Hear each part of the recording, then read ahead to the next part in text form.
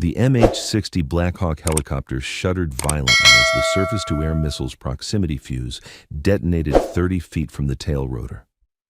Chief Warrant Officer Anna Reed felt the aircraft lurch sideways, alarm screaming, the collective bucking in her hands like a living thing trying to escape her grip. Through her night vision goggles, the Colombian jungle mountainside was rushing up fast, too fast, and she had maybe 8 seconds to do something or they'd all be statistics. "Brace! Brace! Brace!"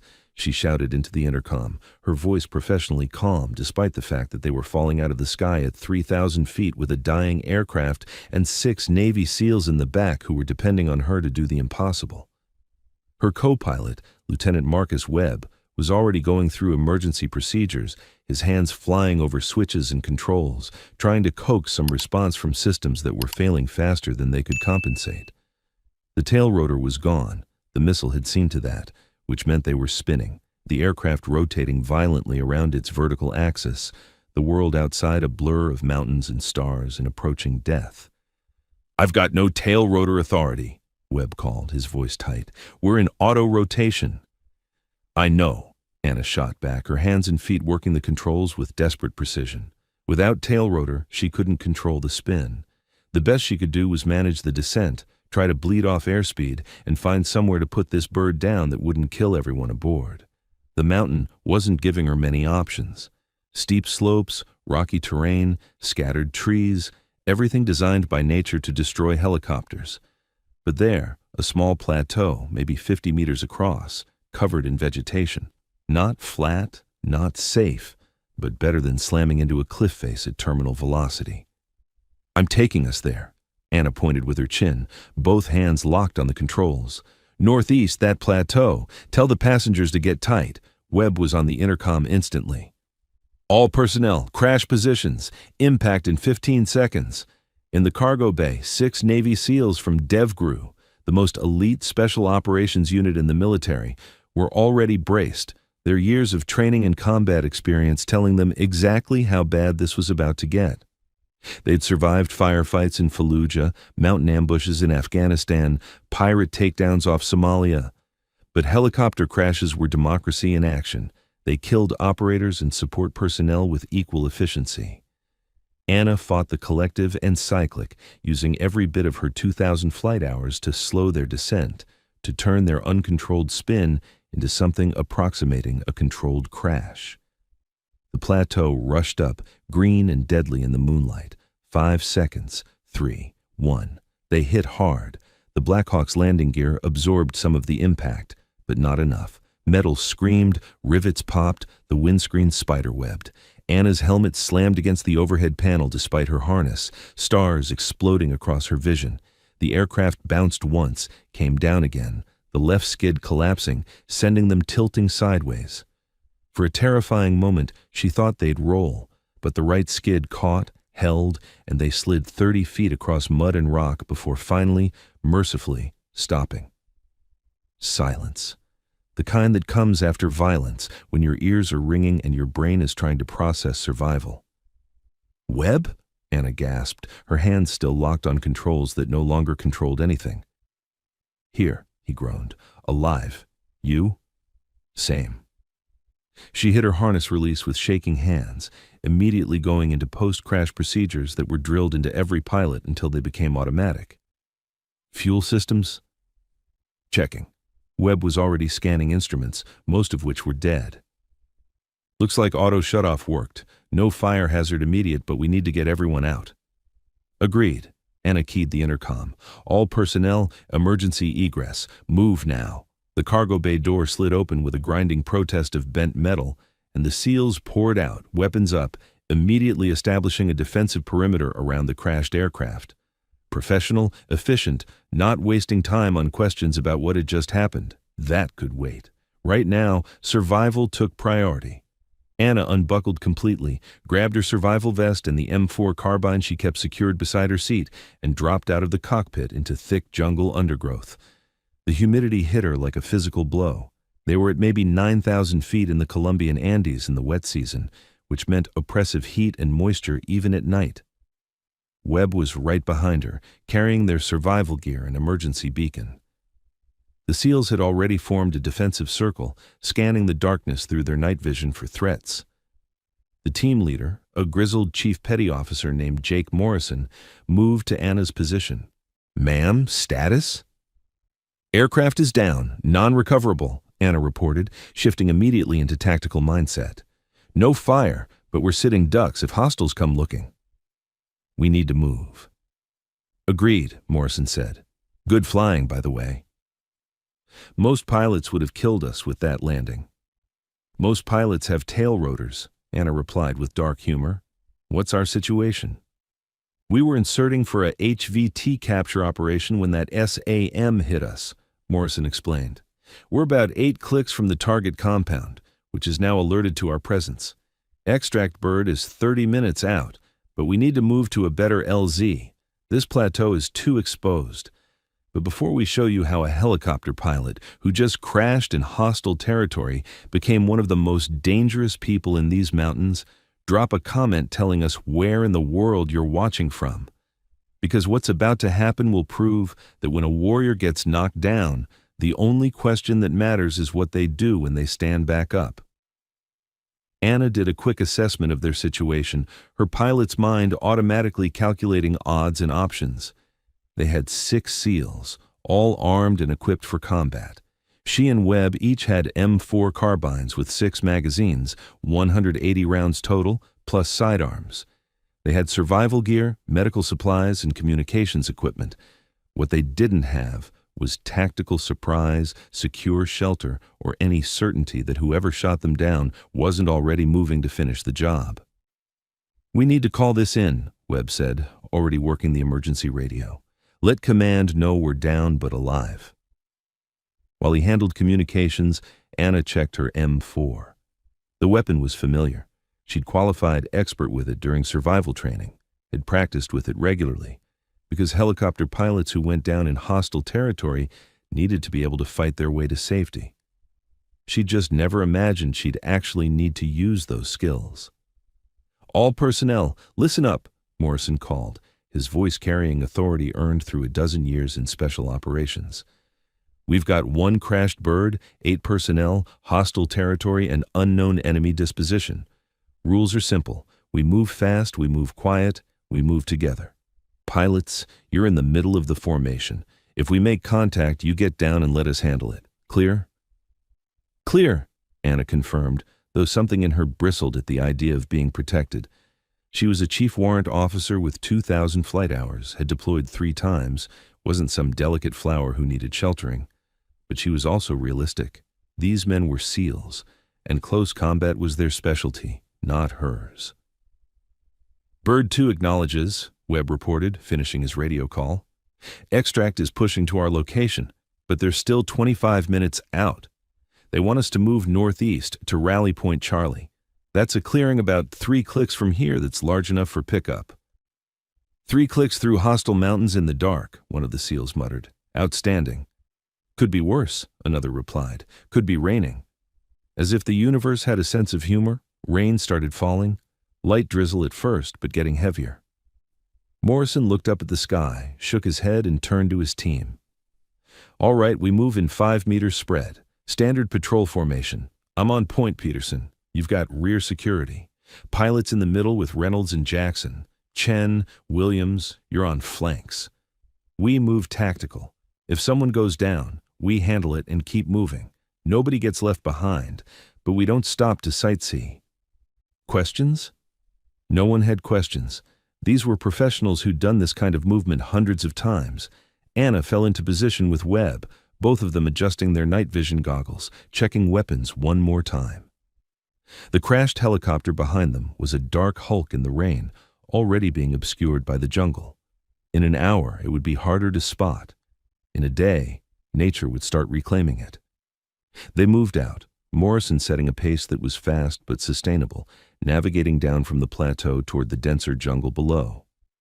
The terrain was treacherous, slick mud hidden under vegetation, sudden drop-offs, scattered boulders that appeared without warning in the limited visibility of night vision goggles. Anna had trained for ground movement, but it was different from flying. In the air, she was in control, her hands and feet directly connected to the aircraft, her decisions immediately translated into action. On the ground, she was just another person trying not to break an ankle in the dark while carrying 30 pounds of gear through hostile territory. "Movement," Peterson whispered from rear security, his voice crackling over their tactical radios. 6 o'clock, maybe 400 meters, multiple signatures. Everyone froze, weapons coming up, each operator scanning their assigned sector. Through her NVGs, Anna could see what Peterson had spotted, thermal signatures in the distance, moving in a pattern that suggested a search line. Whoever had shot them down was coming to investigate the crash site. "How many?" Morrison asked quietly. "At least 8, maybe more," Peterson reported. "They're spread out, moving toward the crash site." "Then we keep moving," Morrison decided. "They're focused on the bird, not on us. We put distance between them and us, stay quiet, and get to that LZ." They pushed on, the falling rain actually helping to conceal their movement. Behind them, Anna could occasionally glimpse lights in the distance, flashlights or headlamps from the enemy search party. They'd reach the crash site in maybe 10 minutes, find it empty. And then what? Would they assume everyone died on impact and scattered from the wreckage? Or would they realize the crew survived and expand their search? The jungle offered some concealment, thick vegetation that broke up their thermal signatures and provided cover from observation. But it also made movement harder, requiring them to navigate through vines and over roots while maintaining noise discipline. Anna's respect for the SEALs grew as she watched them move. Despite full gear and weapons, they were nearly silent, communicating with hand signals, never breaking their defensive formation. They'd covered maybe a kilometer when Chen, on the left flank, held up a fist, the signal to freeze. Everyone stopped instantly, weapons oriented outward, waiting for whatever he'd spotted. "Contact left," Chen breathed. "Patrol, 3 individuals, 100 meters, moving perpendicular to our route." Anna strained her eyes through the NVGs, finally picking out what Chen had seen. 3 figures moving through the jungle, armed with rifles, clearly searching for something. For them. They were close enough that Anna could hear their voices speaking in Spanish, though she couldn't understand the words. Morrison made a decision with hand signals. They'd hunker down, let the patrol pass, avoid contact if possible. Gunfire would bring more enemies, and they were still 2 clicks from the extraction point. The team melted into cover, each operator finding positions behind trees or rocks, becoming invisible in the darkness and falling rain. Anna pressed herself against a large tree trunk, her M4 held across her chest, breathing slowly and quietly through her nose. Webb was 3 meters to her right, equally still. The enemy patrol came closer, their footsteps squelching in the mud, their voices carrying in the humid night air. They were being careless, not expecting contact, probably thinking that if anyone survived the crash, they'd be injured and easy to find. 75 meters, 50, 25. One of them passed within 10 feet of Anna's position, so close she could see details through her NVGs. An older man, maybe 50, with a thick mustache and an AK-47 slung casually over his shoulder. He was smoking a cigarette, the ember bright against the thermal background, talking to one of his companions about something that made them both laugh. Then he stopped, turned, looked directly at the tree where Anna was hiding. She didn't breathe, didn't move, didn't even blink. Her finger rested lightly on her M4's trigger guard, ready but not yet committed. If he spotted her, she'd have to shoot, and then everything would go loud. The man stared for a long moment, his head cocked like he'd heard or seen something that didn't quite fit. His hand moved toward the AK-47's grip. Anna's finger touched her trigger. Then a branch snapped somewhere to the right, probably an animal or just the rain, but it drew the man's attention away from Anna's position. He muttered something, took another drag on his cigarette, and moved on, following his companions deeper into the jungle. Anna counted to 60 after they disappeared, forcing herself to remain still, even though every instinct screamed to move, to put distance between herself and the threat. Finally, Morrison gave the hand signal to continue moving. They pushed on through the jungle, the rain falling heavier now, visibility dropping even with night vision. Anna's uniform was soaked through, her boots squelching with every step. The M4 felt heavy across her chest, and she was acutely aware that she'd come within seconds of her first real firefight. "Rally Point Charlie, 1 click," Webb whispered, checking their GPS. "Extract bird is 15 minutes out." "We're going to make it," Reynolds said quietly. "Clean extract, nobody hurt, textbook E and E." That's when the jungle erupted with gunfire. Rounds snapped through the trees, impacting bark and earth, the distinctive crack of AK-47s on full automatic. The SEALs reacted instantly, returning fire, each operator engaging targets based on their training and experience. Morrison's voice cut through the chaos. "Contact front, 50 meters, multiple hostiles." Anna dropped into cover behind a fallen log, her M4 coming up to her shoulder, muscle memory from training overriding the shock and fear. Through her NVGs, she could see muzzle flashes in the vegetation ahead. At least 6 weapons, maybe more, all firing in their direction. "Pilots, stay down," Morrison ordered. "SEALs, suppressing fire. Peterson, get on that radio and tell Extract we're in contact."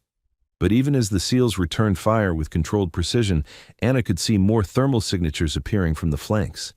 They'd walked into an ambush, or the enemy patrol had circled back with reinforcements. Either way, they were suddenly fighting from 3 sides. "Contact right," Chen called, his weapon engaging new threats. "They're trying to flank." "Contact left," Jackson added. "We're being surrounded." Morrison made a split-second tactical decision.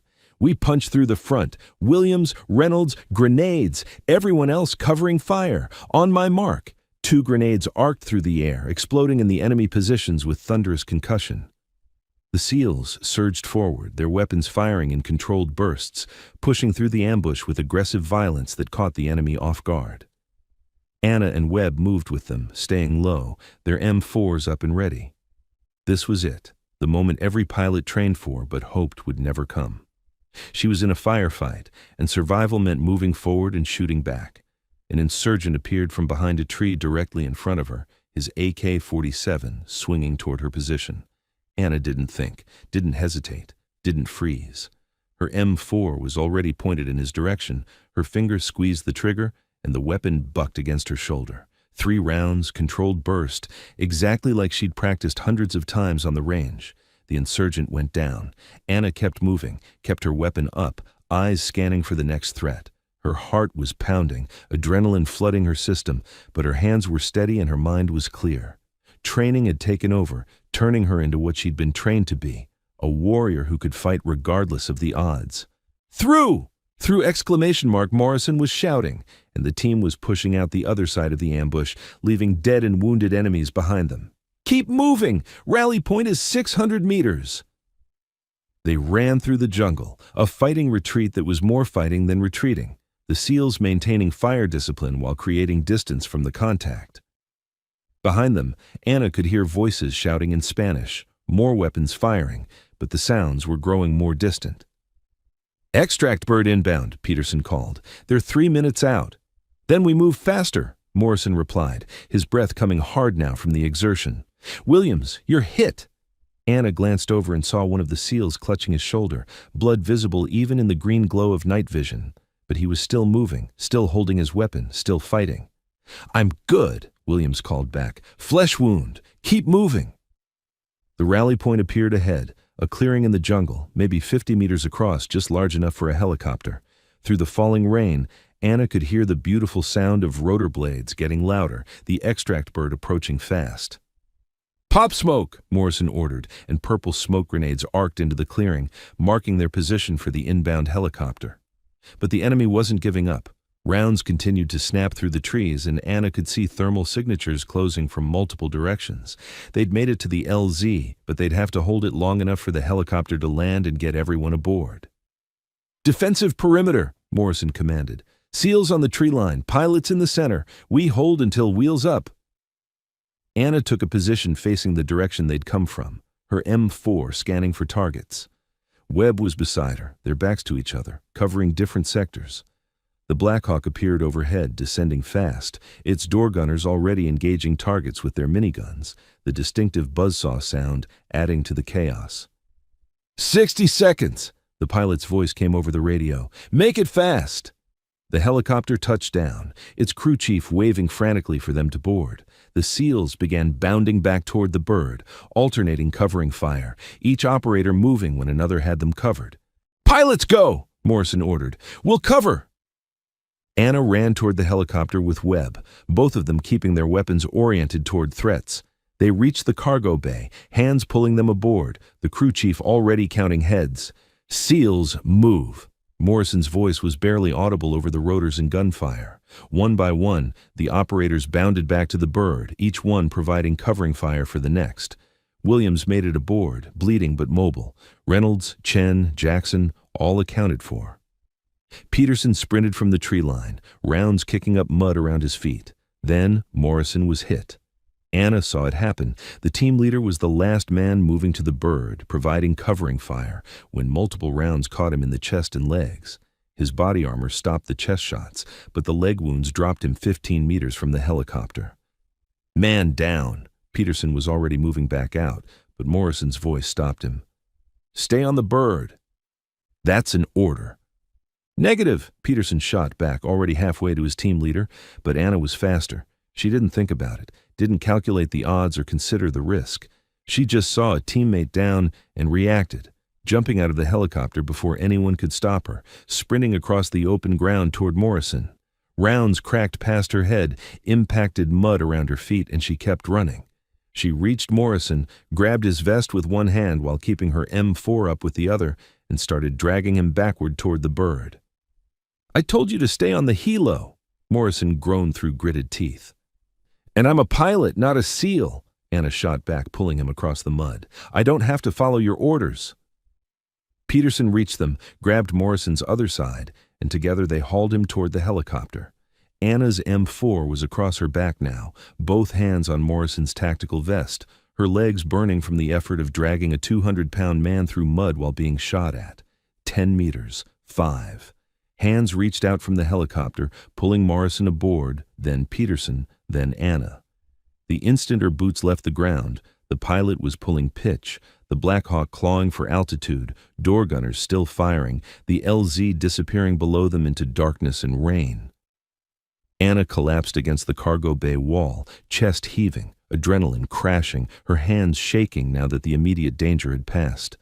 The medic was already working on Morrison, getting tourniquets on his legs, starting an IV, his movements practiced and efficient. "You're crazy, you know that?" Morrison said to Anna, his face pale but his eyes clear. "Pilots don't do that. Pilots stay on the bird."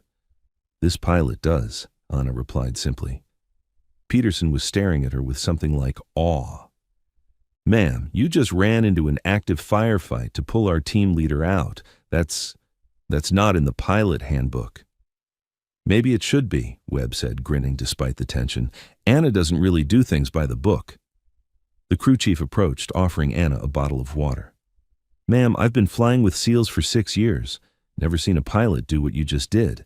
That was either the bravest or stupidest thing I've witnessed." "Little of both, probably," Anna admitted, drinking the water, her throat raw from exertion and adrenaline. "How's Morrison?" "He'll make it," the medic reported. "Took rounds in both legs, but no arterial damage. He'll be sidelined for a few months, but he'll recover." "Good," Anna said, then looked at the SEAL team gathered around her. "You guys saved our lives when we crashed. Seemed only fair to return the favor." "Ma'am," Reynolds said seriously, "we train our whole careers for ground combat. That's what we do. You're a helicopter pilot who crashed, walked out, got in a firefight, and then ran back into the kill zone to pull out a wounded operator. That's something else entirely." "That's being a warrior," Chen added. "Doesn't matter what your job description is. Tonight, you proved you're one of us." The helicopter banked, heading toward the forward operating base, leaving the hostile mountains behind. Anna looked out the open door at the landscape below, the same jungle that had tried to kill her twice in one night, first with a missile and then with bullets. She thought about the crashed Black Hawk they'd left behind, about the firefight in the jungle, about dragging Morrison across open ground while being shot at. She thought about the insurgent she'd shot, her first confirmed kill, and how it didn't feel like she thought it would. It didn't feel heroic or terrible. It just felt necessary. You okay? Webb asked quietly, sitting beside her. Ask me tomorrow, Anna replied honestly. Right now, I'm still processing the fact that we survived. More than survived, Webb corrected. We fought. We adapted. We brought everyone home. That's a win in my book. The FOB appeared on the horizon, its lights bright against the darkness, promising safety and hot food and medical care.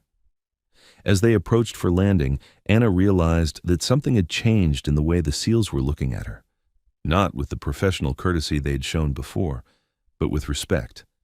The kind of respect that was earned, not given. They touched down on the landing pad, medical personnel rushing forward with stretchers for Morrison and Williams. As Anna climbed out of the cargo bay, her legs stiff and her whole body aching, she was surprised to see dozens of personnel gathered around the pad. Pilots, maintainers, support staff, all watching the incoming helicopter with unusual interest. Word travels fast, Webb observed. They all heard what happened. Anna walked toward the operations center to debrief, but a voice stopped her. Chief Reed. Hold up. She turned to see a full colonel approaching, his expression unreadable. Colonel Marcus Hendricks, commander of all aviation operations in this sector. Anna straightened to attention, suddenly aware of how she must look, covered in mud and rain, her uniform torn, her hair a mess despite the regulation bun. Sir, she acknowledged. I need to understand exactly what happened tonight, Hendricks said, though his tone wasn't harsh. I've got SEAL team leaders telling me that one of my helicopter pilots not only survived a crash, but then engaged in ground combat and performed a casualty rescue under fire. Please tell me they're exaggerating. Sir, I can explain, Anna started. I hope you can, Hendricks interrupted. Because I'm trying to decide whether to write you up for a medal or for violating about 17 different safety protocols. Morrison, being loaded onto a stretcher nearby, called out weakly, Sir, with respect, if you write her up for anything except valor, the entire SEAL community is going to have words with you. That pilot saved my life and engaged the enemy like she'd been doing it for years. Hendricks looked from Morrison to Anna, his expression softening slightly. Is that true, Chief Reed? Did you engage enemy combatants? Yes, sir, Anna confirmed. One confirmed kill with my M4, multiple suppressing fire engagements, and yes, I left the extraction helicopter to assist with casualty recovery. Sir, I know that pilots are supposed to stay with the aircraft, but you saw a teammate down and you reacted, Hendricks finished. Chief Reed, I've been in the Army for 26 years. I've seen a lot of pilots. Most of them are excellent at flying. A few of them are warriors who happen to fly helicopters. You just proved you're in that second category. He extended his hand. That was exceptional work tonight. Exceptional. And yes, there will be medals, and probably some additional training requirements, because if you're going to make a habit of getting into firefights, we need to make sure you're properly trained for it. Anna shook his hand, relief flooding through her. Thank you, sir. But honestly, I was just doing what anyone would do. No, Peterson said, having walked over to hear the conversation. You did what a SEAL would do. There's a difference. Most pilots would have stayed on that bird, frozen up, or made a mistake that got someone killed. You ran toward the danger, kept your head, and brought our team leader home. That's not what anyone would do. That's what warriors do. Over the next several hours, Anna went through debriefs with intelligence officers, aviation safety investigators, and medical personnel. She recounted every detail of the crash, the enemy engagement, and the extraction. Her M4 was taken for inspection. They confirmed she'd fired 11 rounds total, including the 3 that had killed the insurgent in the jungle.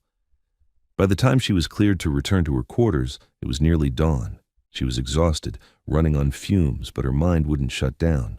She kept replaying moments from the night, the missile impact, the crash landing, the ambush, Morrison going down, her decision to run back into the kill zone. She'd thought she knew what combat was like. She'd flown dozens of missions, taken fire, supported troops in contact.